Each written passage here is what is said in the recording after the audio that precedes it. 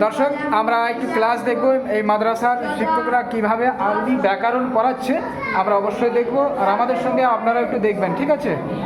হ্যাঁ, ক্লাস শুরু করব। বর্ণ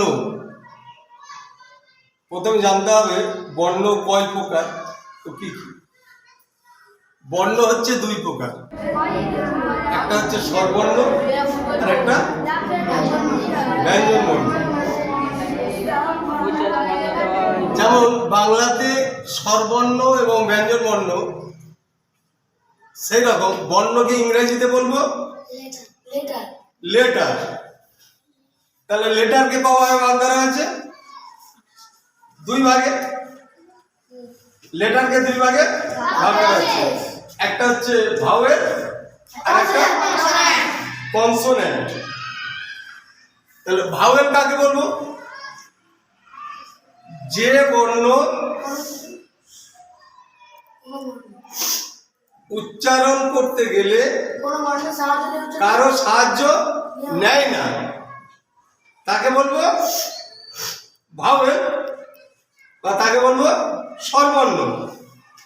আবার যে বর্ণ উচ্চারণ করতে গেলে ভাওয়েলের সাহায্য না নিয়ে সে উচ্চারিত হতে পারে না, তাকে বলবো কনসোন্যান্ট বা ব্যঞ্জন বর্ণ। সেরকম আরবিতেও স্বরবর্ণ ব্যঞ্জন বর্ণ আছে।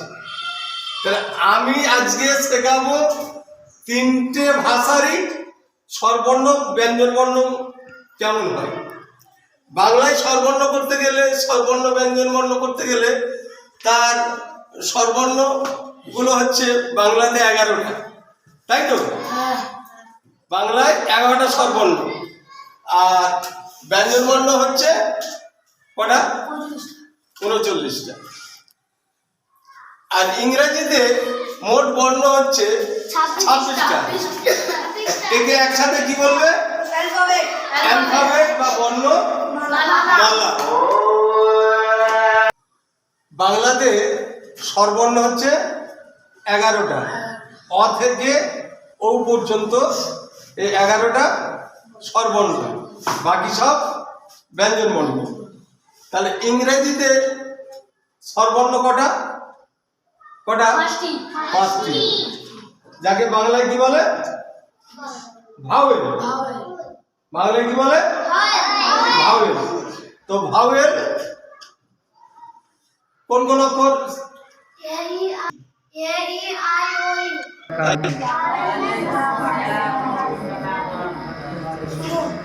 তাহলে এই ভাওয়েল হচ্ছে 5টি, A E I O U. A E I O U. তাহলে আরবিতে ভাওয়েল কটা? কি কি? আলিফ। তাহলে স্বরবর্ণের কাজ হচ্ছে ব্যঞ্জন বর্ণকে সাহায্য করা। তাহলে আমরা শিখব স্বরবর্ণ দ্বারা ব্যঞ্জন বর্ণকে কিভাবে সাহায্য করছি।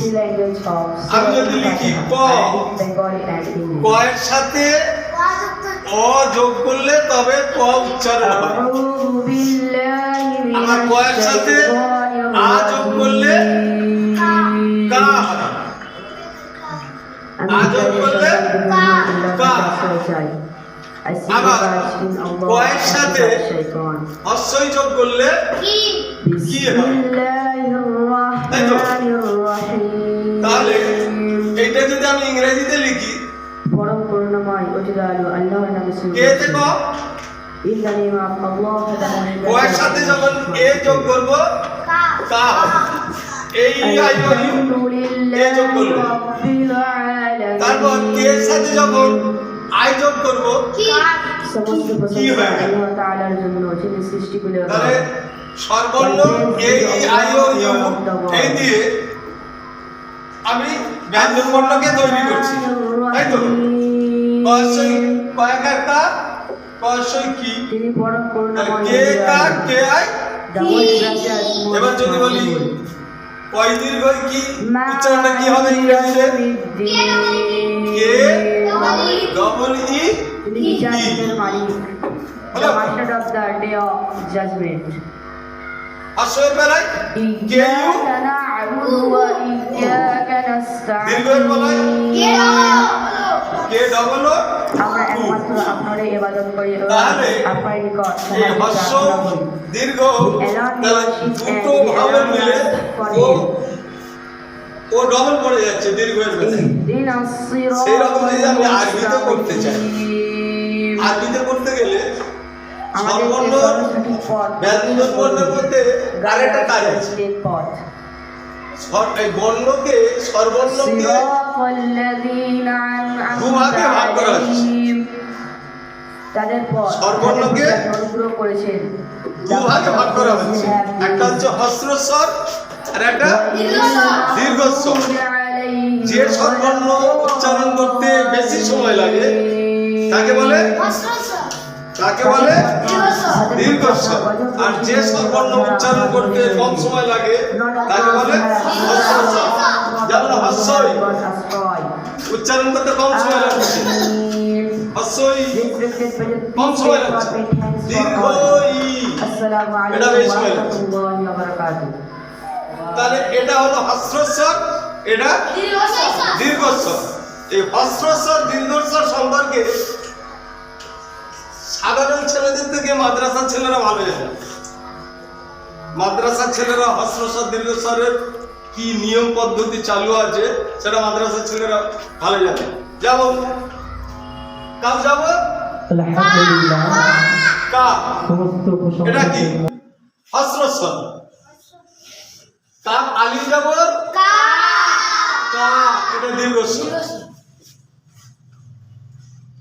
কাপ যে কি এটা কি তাহলে কাপ জবর কা ছোট কাপ দিচ্ছি বাংলার সাথে বোঝা হচ্ছে না কাপ জবর কা কাপিয়াজে কি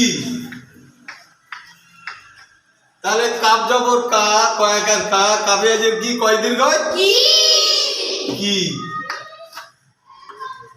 আর কাপেস কু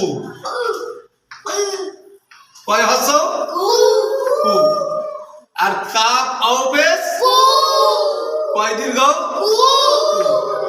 তাহলে এই হস্রস্বর দীর্ঘস্বর করতে গিয়ে আমি আলিফ ও ইয়া এই তিনটে যে স্বরবর্ণ আলিফ ও ইয়া এই তিনটে স্বরবর্ণ দিয়ে কোনটা হস্রস্বর কোনটা দীর্ঘস্বর আমি করে ফেলতে পারলাম তাহলে এই যেমন কাপ যাবর কা হলো এটা হস্রস্বর আর কাপিয়াজের কি হলো দীর্ঘস্বর কাপেস কু হলো হস্রস্বর কাপেস কু হলো দীর্ঘস্বর তাহলে আমি দীর্ঘস্বর কটা আরবিতে করতে গেলে আমি যদি জেরের বেলায়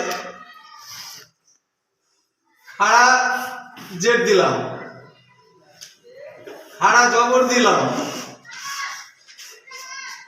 একটা আরেকটা হলো কি জেরের সাথে যখন ইয়া যোগ করলাম দীর্ঘস্বর পেশের সাথে অং যোগ করলাম দীর্ঘস্বর হলো এটা দীর্ঘস্বর হলো তো আর কি হলো এবার আমি কোন অক্ষরের সাথে যখন উল্টো পেশ দিলাম উল্টো পেশ দিলে দীর্ঘস্বর হয়নি তাহলে আমি আরবিতে কি করা হয় একে বলে একালি টান দিলাম এই যে দীর্ঘস্বরটা করা হয় দীর্ঘস্বর করা হয় সঠিকভাবে করছে কিন্তু এটা যে দীর্ঘস্বর এটাই জানে না এটাই মাদ্রাসার ছেলেরা জানে না যে এটা দীর্ঘস্বর দীর্ঘস্বর করার পদ্ধতি খাড়া জবর খাড়া জের উল্টো পেশ জেরের সাথে ইয়া যোগ পেশের সাথে ঔ যোগ এই কটা করলে সব একালি টান হবে তাহলে আমার আরবি পড়তে এত সময় লাগবে কেন মাগরাজ উচ্চারণ করতে আমার শিখতে সময় লাগবে কিন্তু আরবি এই পদ্ধতিটা পড়তে এত সময় লাগবে কেন আর এত তাকে মুখস্থ করতে লাগবে কেন